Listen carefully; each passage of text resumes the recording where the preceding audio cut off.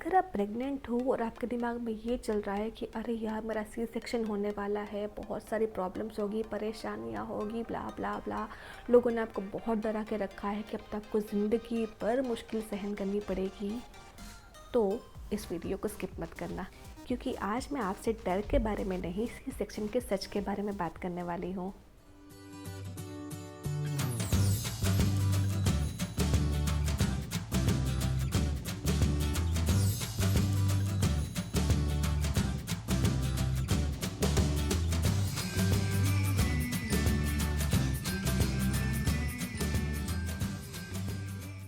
Hello everyone, कैसे हैं आप सब। स्वागत है आप सबका मेरे चैनल महज सबीन की छोटी सी दुनिया पे और मैं हूँ आपकी दोस्त महज सबीन। आई होप कि आप सब अच्छे होंगे।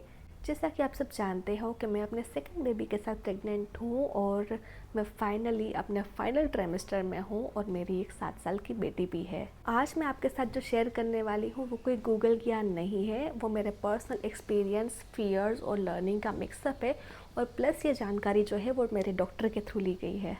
आज इस वीडियो में हम बात करेंगे प्रेगनेंसी और स्पेशली सी सेक्शन से जुड़े हुए कितने मिथ्स के बारे में जो हम आए दिन लोगों के मुंह से सुनते रहते हैं।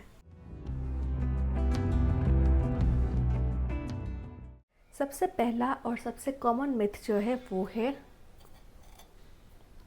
घी। लोग बोलते हैं कि अगर घी खाओगे तो आपको ऑपरेशन का खतरा नहीं रहेगा और आपकी डिलीवरी जो है वो नॉर्मल डिलीवरी हो जाएगी। इस बात पे डॉक्टर ने मुझे क्लियरली बताया था कि घी का सी सेक्शन से कोई लेना देना नहीं है। हाँ, हेल्दी खाना ज़रूरी होता है, लेकिन सिर्फ घी खाने से डिलीवरी का मोड जो है वो डिसाइड नहीं होता है। तो प्लीज़ ध्यान रखिए और घी का पूरा डब्बा ख़त्म मत कर देना।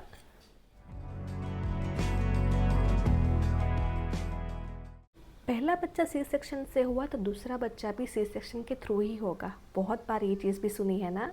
तो सच बात ये है कि हर प्रेगनेंसी जो है वो अलग अलग होती है। कभी कभी प्रीवियस सी सेक्शन के स्टिचेस की वजह से डॉक्टर सलाह देते हैं कि आपको दूसरी डिलीवरी भी जो है वो सी सेक्शन करनी चाहिए। ये डिसीजन जो है वो कंफर्ट का नहीं होता, सेफ्टी का होता है। तो ये बिल्कुल ज़रूरी नहीं है कि पहला बच्चा अगर सी सेक्शन के थ्रू हुआ है तो दूसरा बच्चा भी सी सेक्शन के थ्रू ही हो, लेकिन हम सेफ्टी और डर के मारे सी सेक्शन का रास्ता ही पसंद करते हैं जो कि सेफ रहता है।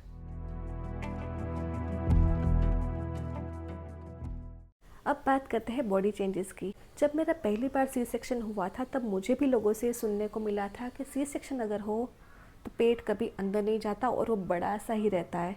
ये बात सच है क्या? तो पेट बाहर आने का मेन रीज़न होता है मूवमेंट कम हो जाना। सी सेक्शन के बाद स्टिचेस जो है वो 6-7 दिन में हील होने लगते हैं, इसलिए डॉक्टर्स जो है वो 1 हफ्ते के बाद हल्की सी वॉकिंग जो है वो रेकमेंड करते हैं। वैसे बॉडी वाइज जो है वो टाइम अलग भी हो सकता है, किसी को कम टाइम लगता है, किसी को ज़्यादा। तो कुछ भी करने से पहले, कुछ भी एक्टिविटी करने से पहले आपके डॉक्टर क्या कहते हैं वो पहले ज़रूर सुने। बात करें अगर कमर दर्द की, तो कमर दर्द इसलिए होता है क्योंकि हम गलत पोस्चर में बेबी को फीड कराते हैं। इसका ये मतलब बिल्कुल नहीं है कि आप वीक हो और आपका अगर पेट निकला हुआ है तो उसका रीज़न सी सेक्शन है।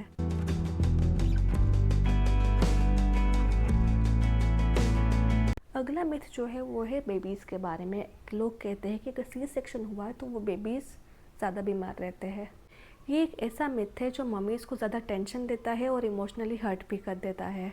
प्लीज़ याद रखिए कि बेबीज़ की हेल्थ का सी सेक्शन से कोई लेना देना नहीं होता है। कभी कभी बेबीज़ को ऑक्सीजन चाहिए होता है, लेकिन ये बिल्कुल नॉर्मल होता है। आपका बेबी कमज़ोर नहीं होता, बस उसका दुनिया में आने का रास्ता अलग होता है।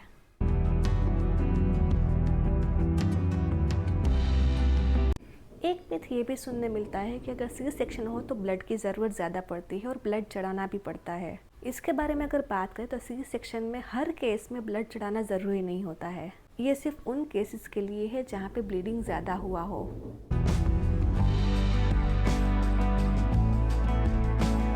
अगला मिथ जो है वो है आराम के बारे में। लोग कहते हैं अगर सी सेक्शन हुआ तो 6 महीने आराम करना ज़रूरी हो जाता है। अगर ये सच होता तो फिर घर का काम कौन करता भाई?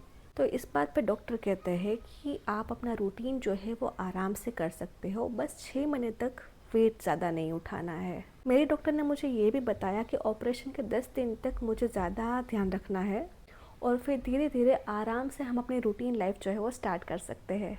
बस बॉडी को फोर्स मत कीजिए और उससे जितना हो सकता है उतना ही उसे प्रेशर दीजिए। इस टाइम पे सुपर वुमन बनने की कोई ज़रूरत नहीं होती है।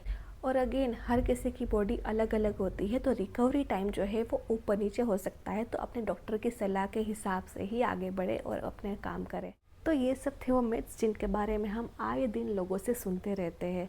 एनीवेज फाइनली तो मेरा यही कहना है कि नॉर्मल डिलीवरी हो या सी सेक्शन, माँ होने का कोई कंपटीशन नहीं होता है। जो इम्पोर्टेंट है वो है एक हेल्दी बेबी और एक स्ट्रॉन्ग माँ। और स्ट्रॉन्ग होने का मतलब सिर्फ दर्द सहन करना नहीं होता, स्ट्रॉन्ग होने का मतलब होता है सही डिसीजन लेना। अगर ये वीडियो आपने यहाँ तक देखा है, आपने थोड़ा स्माइल किया है, थोड़ा रिलैक्स हुए हैं, तो प्लीज़ इस वीडियो को लाइक और शेयर ज़रूर कीजिए। और कमेंट से मुझे बताइए कि क्या आप मम्मी बन चुके हो, प्लानिंग कर रहे हो, या फिर कौन से ट्राइमेस्टर में हो, और कौन सा मिथ है जो आपने आज तक बहुत बार सुना है। मैं मिलती हूँ नेक्स्ट वीडियो में, तब तक के लिए बाय बाय, टेक केयर, खुश रहे, अपना ख्याल रखें, हंसते रहिए और मेरे वीडियोज़ देखते रहिए। Bye bye.